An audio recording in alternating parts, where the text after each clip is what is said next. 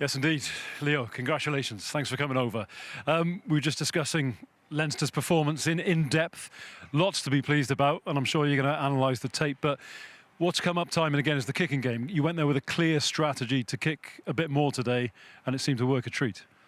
I'm looking at all these pundits. I'm thinking, how did they have enough airtime for all of them together?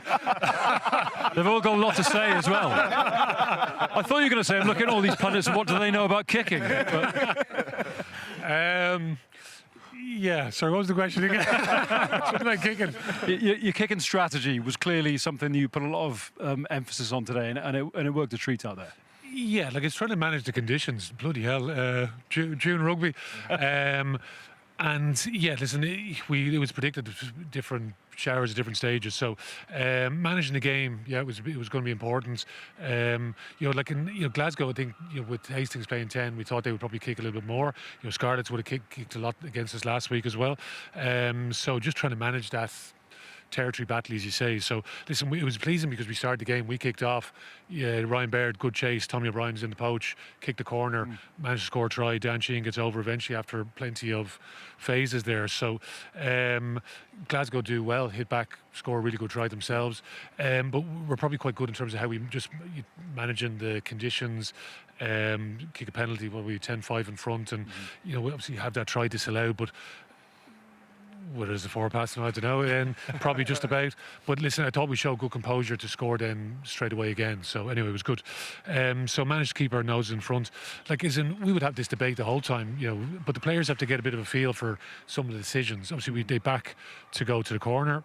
Could have chosen to take 3 points, but whatever the decision is, they just need to make it the right decision. So thankfully, they did it on half time. If they didn't, everyone would ask the question, why didn't they kick 3 points? Sure. So it's just something that's just making the options the right options. So and overall, listen, there's lots of good stuff. We know Glasgow, very dangerous team. A couple of good tries they scored at the end.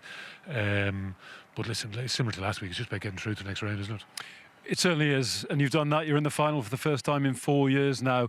The physicality is something that must have pleased you as well today, because that was a battle royale at times. And in the first 20 minutes, there was a bit of niggle, some real tough tackles as well, wasn't there? And we were wondering whether there might be a card or two in the game because tempers were beginning to fray. But Leinster always seemed to come out on the right side of those physical battles, whether it was at the breakdown or in the set piece. Yeah, like I said, we watched Glasgow last week, and I suppose the thing that stood out is how they scramble, particularly around goal line, and listen, they'll push the boundaries, you know what I mean, to stay in the game there.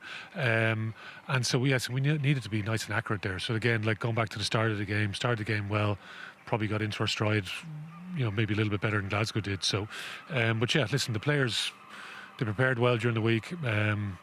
You touched on it there. It's an unbelievable physical battle. So, making sure that we just recover well, and obviously, it's one of the South African teams has to travel now. So, we have to try and make that count for us in how we go about preparing for the game. So, Leo, sorry, just on those boys as you mentioned there coming in, there was good cohesion today. And that you sometimes don't get that when you have to make 4 or 5 changes. The likes of Scott Penny coming in, Jamie Osborne again at 13, mixing and matching a little bit, Tommy O'Brien. That must have pleased you really well for guys that come in who have probably trained well but haven't been together on the pitch as much. Yeah, no, it's a good point. Yeah, as you go through the course of the season, you know the way it's like. It's you're starting in September. We're in June now, so and it's the way the competition is. Some at certain stages of the year during the Six Nations, November Internationals, we're missing good chunks of players, and it creates a good competitive group. And guys need to be ready when they get the chance. Listen, you touched on Scott Penny there. Listen, I thought he was immense there today. So.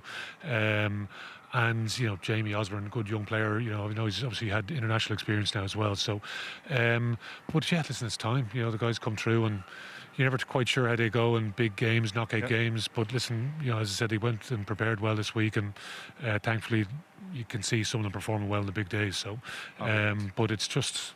It's not getting too excited now. Getting through now, and obviously into Croke Park now next week. I was just going to ask you, Leo. Jack Conan last week after the game sensed, a real sense of frustration. It must be a very, very different feeling going into a final after a performance like that. For me, not really. To be honest, I think from a coach's point of view, you just want to get through to the next round. So, it's playoff games. What's that?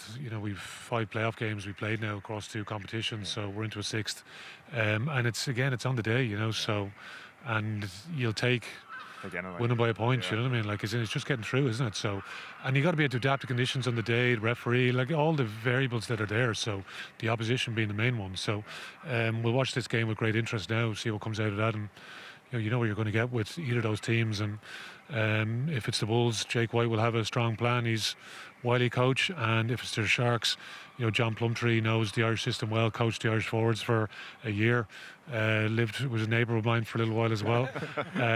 So listen, they're both teams locked and loaded with a load of Springbok internationals, and yeah, listen, it's going to be a great contest hopefully.